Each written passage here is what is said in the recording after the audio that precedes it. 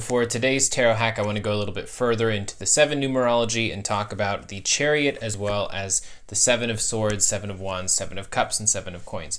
So with the Chariot card, we have movement in our life. We have basically this fast-moving ideal, something that we actually desired, 6 numerology, the abundance that we had, is now coming into fruition towards the greater 8. And so the idea of the 8 is what we're going to be talking about next. But in the 7, this is the path that takes us to that 8 place. It's the path that takes us to the secondary foundation and towards our greatness. Now, in the 7 numerology, though, we have a few things that we have to contend with, which is, of course, trusting the people that we're putting our faith into. So a lot of times the 7 of Swords is viewed as a card that's about someone trying to steal our idea or someone that's trying to take from us that we have to watch out for, someone who is in some way vampiric. And in actuality, I mean, there are absolutely going to be times where someone will intentionally have this sort of mindset. But what we have to look at with the 7 numerology is that some people have good intentions and they just don't know how to connect with us. They don't know how to be productive alongside us, or they don't know these things. And it gives us an opportunity to communicate what it is that we do want out of that connection.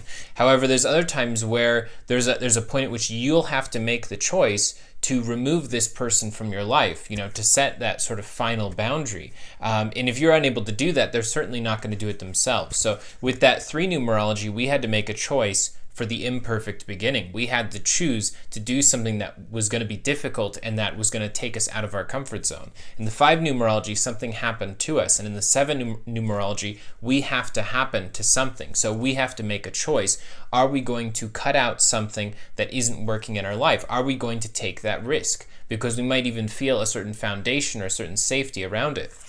Just like with 7 of Wands, 7 numerology for this, oftentimes 7 of Wands will come up when you're having trouble finding a job after a long period of time. And so you're just trying to get something to fit into place. But with the 7 of Wands, of course, you have to be comfortable not knowing exactly how something is going to manifest in your life. You have to be able to release some of that, basically the desire to sort of control the situation and understand each and every part and its timing, because you won't have that control. And not having that control is the most uncomfortable thing possible, but it's what you'll have to face in order to get to that 8 of Wands and in order to get to a higher plane.